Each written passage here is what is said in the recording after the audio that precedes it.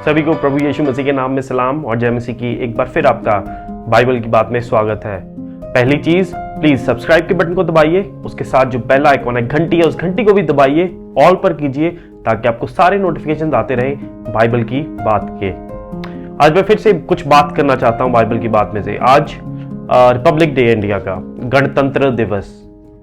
हम में से कुछ लोगों को अक्सर नाम सुना होता है रिपब्लिक डे क्या है, तो हम सोचते हैं ये आज़ादी का दिन है। कईयों को इंडिपेंडेंस डे लगता है कि रिपब्लिक डे है, तो ये कंफ्यूजन रहती है। लेकिन आज है रिपब्लिक डे 26 जनवरी और आज भारत अपना 73वां रिपब्लिक डे गणतंत्र दिवस सेलिब्रेट कर रहा है।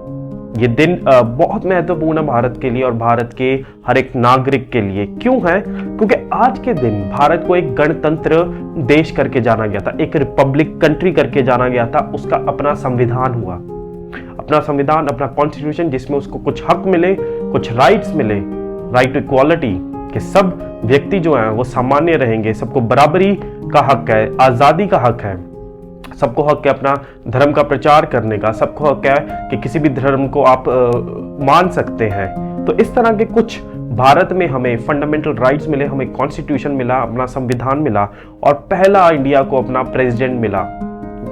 और उसके साथ ही साथ स्टेट्स बनी। स्टेट्स जो थी पहले की, उनकी एक नई पहचान मिली, एक कॉन्स्टिट्यूशन में उनको एक नई पहचान मिली। प्राइम मिनिस्टर मिला इंडिया को, जिसकी अपनी कैबिनेट होगी, जो क्या करेगा, पूरे की पूरी गवर्नमेंट को चलाएगा इंडिया को।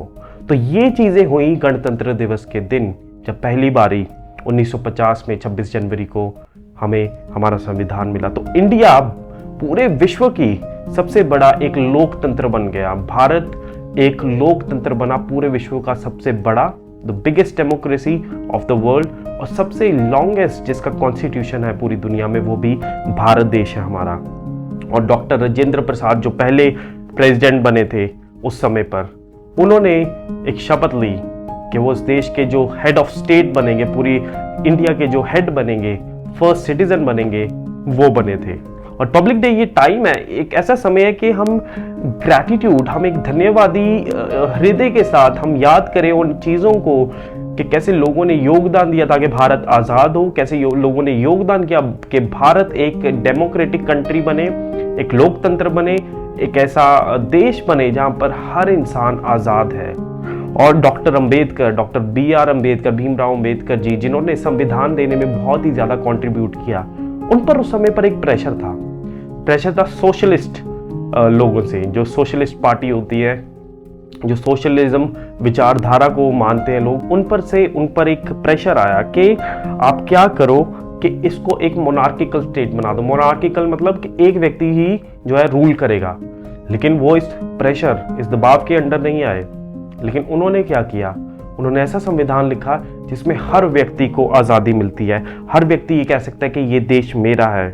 और ऐसा उन्होंने जब संविधान बनाया तो उससे पता चलता है कि भारत एक डेमोक्रेटिक कंट्री बनी, एक लोकतंत्र बना, जिसमें सारी की सारी जो शक्ति है वो लोगों के हाथ में, ना कि एक व्यक्ति के हाथ में। सो भारत जो है हमारे पास आज, वो एक लोकतंत्र देश है। और पंडित जवाहरलाल नेहरू जी, जो कि पहले प्रधानमंत्री भी थे, उन्होंने भी भारत को एक ऐसा विजन दिखाया, एक ऐसा दर्शन दिया कि भारत केवल राजनीतिक रूप से आज़ाद नहीं है, परंतु सामाजिक और आर्थिक रूप से भी आज़ाद है। ये विजन मिला इंडिया को जब इंडिया का रिपब्लिक डे हम मनाते हैं। तो आज़ादी का दिन तो सब मनाते हैं, रिपब्लिक डे भी मनाना बहुत ज़रूरी है। क्यों? क्योंकि इस दिन हमें दर्शन मिला है हमारे देश को कि क्या है हम कौन हैं, हमें किधर जाना है। तो ये बहुत महत्वपूर्ण दिन है आज का दिन। लेकिन असल मसीही लोगों को क्या होता है कि मसीही लोगों को पता भी नहीं है कि गणतंत्र दिवस क्या है। कई सोचते हैं कि हम क्योंकि स्वर्ग के नागरिक हैं, हमें क्या लेना देना कि हम किस देश पे रहते हैं, क्योंकि हमने तो स्वर्ग में ही जाना। लेकिन नहीं, ऐसा नहीं है। हमें बहुत ज़रूरी है कि हम भारत के नागरिक हैं, हमें याद रखें। भारत के नागरिक होना बहुत अच्छी बात है हमारे लिए। और आज का दिन बहुत महत्वपूर्ण है क्योंकि बाइबल भी हमें कुछ चीज़ें कहने को कहती है, कुछ करने को कहती है, और वो हमें करनी आवश्यक है क्योंकि हम एक अच्छे मसीही हैं और एक अच्छे भारत के नागरिक भी बने, ये हमारे लिए ज़रूरी है। पहली चीज़ जो बाइबल हमें कहती है वो कहती है कि अपने जो अधिकारी हैं उन पर समर्पित करो, अपना सबमिशन दो उन अथॉरिटीज को जो तुम पर रूल कर रही हैं। उसके बारे में रोमियो 13 अध्याय में बहुत कुछ लिखा है, लेकिन मैं कुछ उसमें से आयतें पढ़ूंगा। पहली आयत ऐसी कहती है, हर एक व्यक्ति शासकीय अधिकारियों के अधीन रहे, मतलब जो रूल कर रहे हैं उनके अधीन रहो, क्योंकि कोई अधिकार ऐसा नहीं जो परमेश्वर की ओर से ना हो, और जो अधिकार हैं वे परमेश्वर के ठहराए हुए हैं। जितने भी अधिकारी हैं, जितने भी अधिकार हैं, परमेश्वर ने ठहराए हैं और उनके अधीन रहना है, क्योंकि God is the supreme ruler of this country. और बाइबल हमें ये करने को कह रही है, क्योंकि हम इस देश का हिस्सा है, हमें ये करने की आवश्यकता है। और बाइबल इसमें ऐसे भी लिखी, इसलिए कर भी दो क्योंकि शासन करने वालों परमेश्वर के सेवक हैं और सदा इसी काम में लगे रहते हैं। कि हमें टैक्सेस भी पे करने हैं, जो भी चुंगी है, जो भी टैक्स है वो भी हमें पे करना है, क्योंकि ये सब के सब लोग परमेश्वर के सेवक ही गिने जाते हैं। इसलिए आज गणतंत्र दिवस के दिन हम वो करें जो हमें बाइबल करने को कहती है।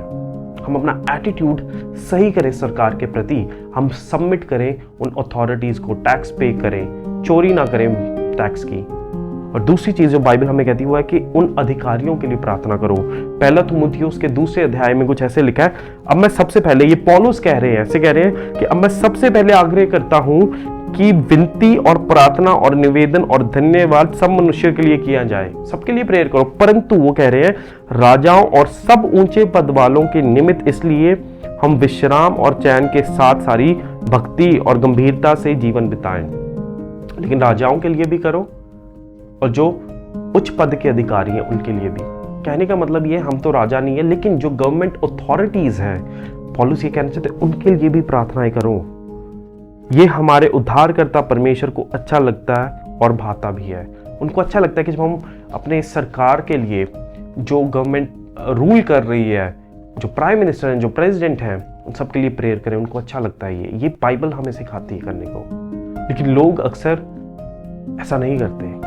कलीसियाओं में ये चीज़ नहीं सिखाई जा रही, लेकिन ज़रूरी है कि हम याद रखें कि हम एक भारतीय नागरिक भी हैं, तो हमें ये भी चीज़ें करनी आवश्यक है। तीसरी चीज़ जो बाइबल डायरेक्टली तो नहीं कह रही, लेकिन हमें करना है, वो ये है कि हमें भी सिविल सर्वेंट्स बनना है। हमें भी ऐसी एस्पिरेशन रखनी है, हमें भी अपने अंदर ऐसी लालसा रखनी है कि हम कल को भारत के सेवक बने, भारत की सेवा करें, सिविल सर्वेंट्स बने। क्यों? क्योंकि बाइबल में हमें ऐसे 2 लोग देखने को मिलते हैं जो किसी और, जो कि इजराइल में नहीं परंतु किसी और राज्य की सेवा कर रहे थे। वो थे यूसुफ जो कि मिस्र में थे, और दूसरे थे दानियल जो कि बेबीलोन, कसदियों के देश में थे।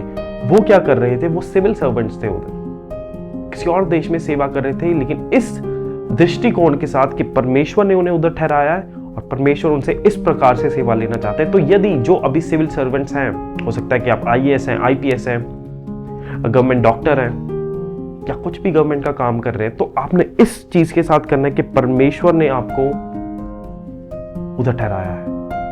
और हम और ज्यादा क्रिश्चियंस भी इस चीज में जाएं, क्योंकि सरकार में हम अपना कंट्रीब्यूशन इस प्रकार से देंगे। अक्सर हमें क्रिश्चियंस को ये कहा जाता है, मसीह लोगों को, कि सरकार तो करप्ट है, वो तो एकदम बिक चुकी है, लेकिन हम ही हैं जो उधर जाकर शायद बदलाव ला सकें, अपने उस नैतिकता को लेकर जाएं, अपने दृष्टिकोण को लेकर जाएं, मसीही उन सिद्धांतों को लेकर जाएं, तो क्या पता बदलाव आए। ये सरकार हम बदल सकते हैं सरकार को इस तरह से।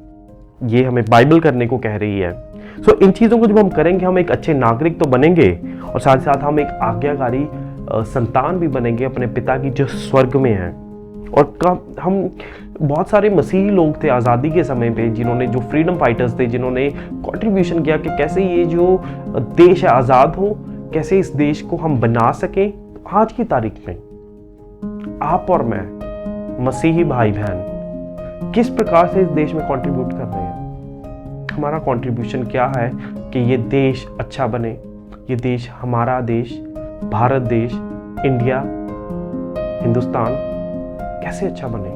हमारा कंट्रीब्यूशन क्या है? क्या हम भी तो ये नहीं कर रहे कि हम इस देश के है ही नहीं, हम तो स्वर्ग के नागरिक हैं।